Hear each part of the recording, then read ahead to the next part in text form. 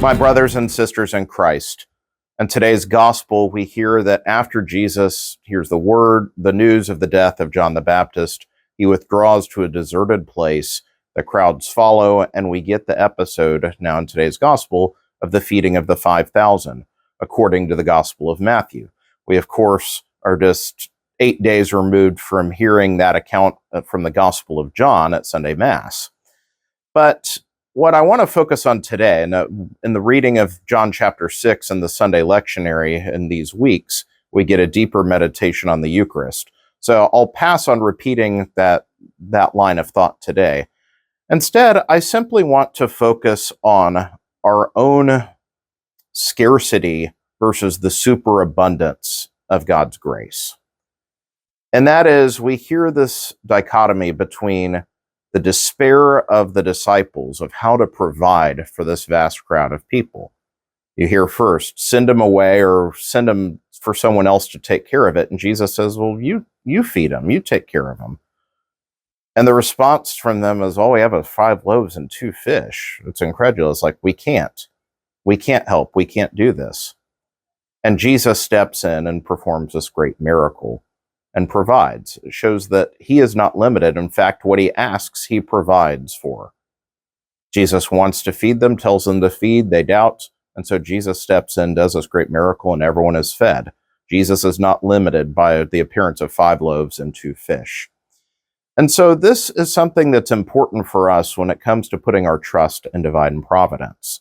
This is something that I know even in my own prayer and reflection of late has very much stuck with me, is so often we can focus on the lack, what's lacking.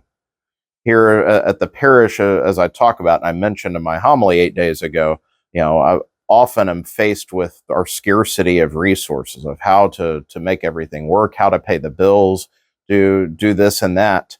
And so it's very easy just to fall into the negativity of what is lacking. And yet for Jesus, there is no lack. There is only for us the need to know what is our mission that we are given. Think back to the sending forth the disciples 2 by 2 and telling them to take nothing with them for the journey. That is the purpose of it, is to remind it that it's not by their human means that it will be accomplished, that God will give whatever is needed for the task.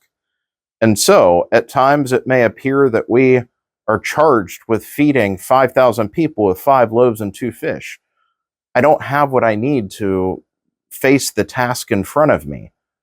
God help me. It's not enough. I don't have enough. But for God, the answer is he is enough.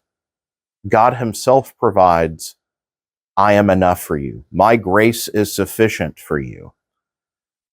And so this miracle is not only a Eucharistic one, but it is a sign of the superabundant, overflowing graces of God, whose heart is moved with pity for the needs of his people and never ceases to reach out to provide for us.